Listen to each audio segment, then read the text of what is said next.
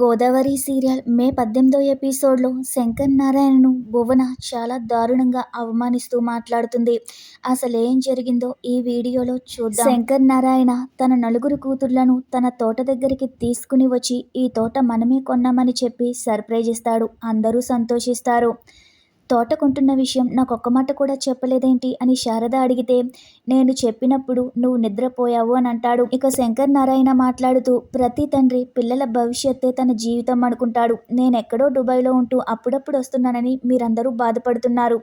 మీకు అందమైన జీవితం అందించడం కోసం మీ నాన్న పడిన ఎన్నో సంవత్సరాల కష్టం ఇదని శంకర్ నారాయణ అంటాడు.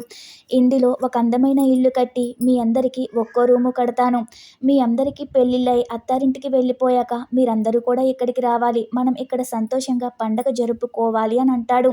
ఆ సంతోషం నుంచి జ్ఞాపకాలుగా నేను నింపుకోవాలి అంటాడు. అంతేకాదు ఆ జ్ఞాపకాలతో నా శేష జీవితం ఇక్కడే గడపాలి. నా ప్రాణం కూడా ఇక్కడే పోవాలి అని అంటాడు. ఇప్పటి వరకు మీరే నా ప్రపంచం. ఇక నుంచి ఈ తోట కూడా నా ప్రపంచంలో చేరిపోయింది అంటాడు. ఇక తర్వాత పిల్లల్ని తోట చూడడానికి వెళ్ళమంటాడు. వాళ్ళు అలా వెళ్తారు. మరోవైపు సూర్య జాహ్నవితో మాట్లాడాలని ప్రయత్నిస్తూ ఉంటాడు. శంకర్ నారాయణ కూతుర్లు తోట చూడడానికి వెళ్తూ మాట్లాడుకుంటూ ఉంటారు. అలకనంద అయితే నాన్న ఇన్ని డబ్బులు పెట్టి ఇక్కడ కొనే బదులు సిటీలో ఒక ఇల్లు కొనుంటే సినిమాలు షాపింగ్ మాల్ అంటూ లగ్జరీగా బ్రతికే వాళ్ళముగా అంటుంది.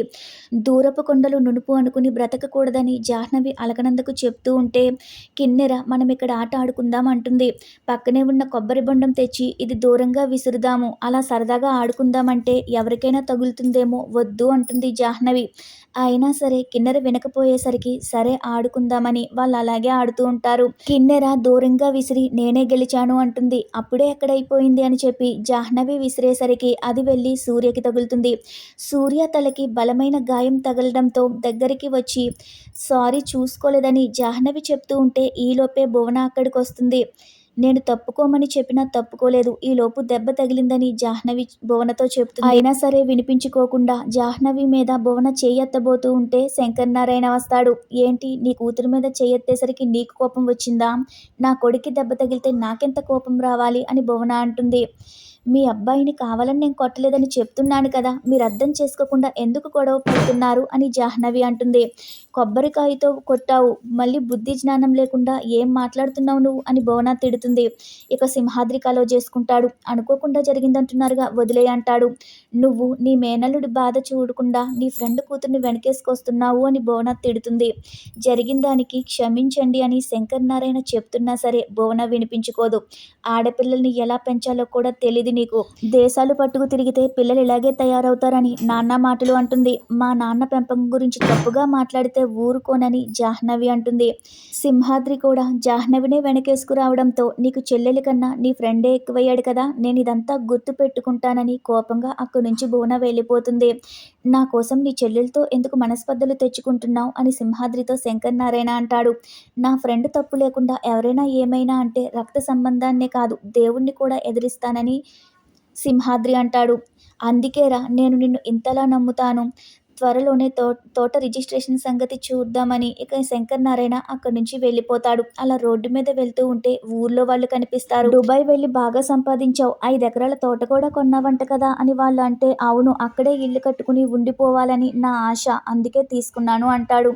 రిజిస్ట్రేషన్ అయిపోయిందా అని అడిగితే, నా ఫ్రెండ్ సింహాద్రి ఆ పనిలోనే ఉన్నాడు, 2 రోజుల్లో అయిపోతుంది అని అంటాడు. నీ మంచికే చెప్తున్నాను. నువ్వు దుబాయ్ వెళ్ళి కష్టపడి సంపాదించిన ప్రతి రూపాయి నీ ఫ్రెండ్కి పంపిస్తున్నావు. తోట ఎవరమ్మారో కూడా నీకు తెలీదు. ఏమీ నీకు తెలీదని ఆయన అంటూ ఉంటే నువ్వేం చెప్పాలనుకుంటున్నావు అని శంకర్ నారాయణ అంటాడు. ఇవాళ రేపు రక్త సంబంధం వాళ్ళని నమ్మలేకపోతున్నాము. నీ కష్టార్జితం అది కూడా నీ ఫ్రెండ్ చేతిలో పెట్టడం మంచిది కాదుగా అని ఆయన అంటారు. నువ్వేం చెప్పాలనుకుంటున్నావో నాకు ఇప్పుడు అర్థమైంది. నా ఫ్రెండ్ సింహాద్రి నన్ను మోసం చేయడు. వాడు నా కోసం ప్రాణమైనా ఇస్తాడు. అలాంటి వాడు నా డబ్బులకి ఆశపడడుగా అని శంకర్ నారాయణ అంటాడు.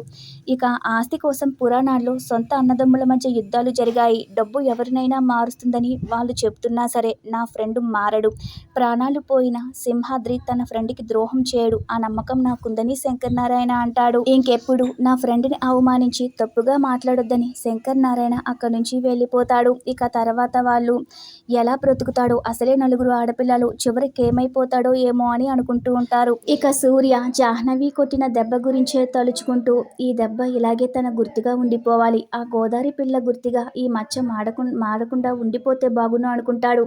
అప్పుడే భువన వచ్చి నొప్పిగా ఉందా అని బ్యాండేజ్ వేస్తుంది.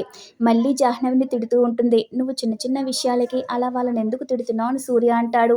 నీకేం జరిగినా నేను తట్టుకోలేను, కొడుకు మీద ప్రేమ అలాంటిది అని అంటుంది. మరి నీకు కొడుకు మీద ప్రేమ ఉంటే వాళ్ళకి కూతురు మీద ప్రేమ ఉంటుందిగా, నువ్వు సింహాద్రి మావయ్యని తన ఫ్రెండ్ని ఇద్దరిని తిట్టేశావుగా అంటాడు. మీ మావయ్యకి తన ఫ్రెండే ఎక్కువయ్యాడు, సొంత చెల్లి కన్నా స్నేహితుడు ఎక్కువయ్యాడు కదా అంటుంది.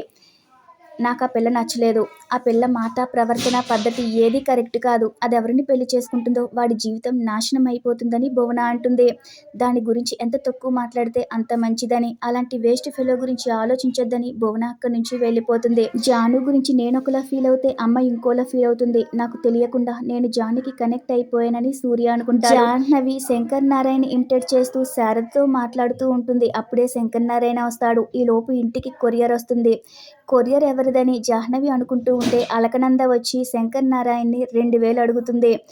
ఎందుకు అంత రేటు పెట్టి డ్రెస్లు ఊరిలో 500 రూపాయలకే దొరుకుతాయి కదా అని జాహ్నవి అంటే, నేను నీ డబ్బులతో ఏమీ కొనలేదు కదా, నాన్నని అడిగితే నాకు ఎంతైనా ఇస్తారు అంటుంది. ఇక కొరియర్ తీసుకోవడానికి వెళ్ళగానే దానికి డబ్బు విలువ తెలియట్లేదని శారద అంటూ ఉంటే, పిల్లలు కదా వాళ్ళకి సరదాలు ఉంటాయిగా వదిలేయని శంకర్ నారాయణ అంటాడు. ఇక అప్పుడే తాంబూలాలు పట్టుకుని మురళి వాళ్ళు వస్తారు. వాళ్ళని చూసి శంకర్ నారాయణ పక్కకు తీసుకెళ్లి అసలు విషయం చెప్పాలని అలకనంద అనుకుంటూ ఉంటే, ఈలోపే వాళ్ళు లోపలికి వచ్చి తాంబూలాలు మార్చుకుందామని వచ్చాము అంటారు. పంతులు గారిని కూడా తీసుకొచ్చానని శంకర్ నారాయణతో తన అక్క అంటుంది. ఇక మురళి అలకనంద కోసం లంగా ఓణి కుట్టి తీసుకొచ్చి ఇస్తాడు. ఈ రోజుతో ఈ ఎపిసోడ్ పూర్తవుతుంది. రేపటి ఎపిసోడ్లో మళ్ళీ కలుద్దాం. Thanks for watching our video.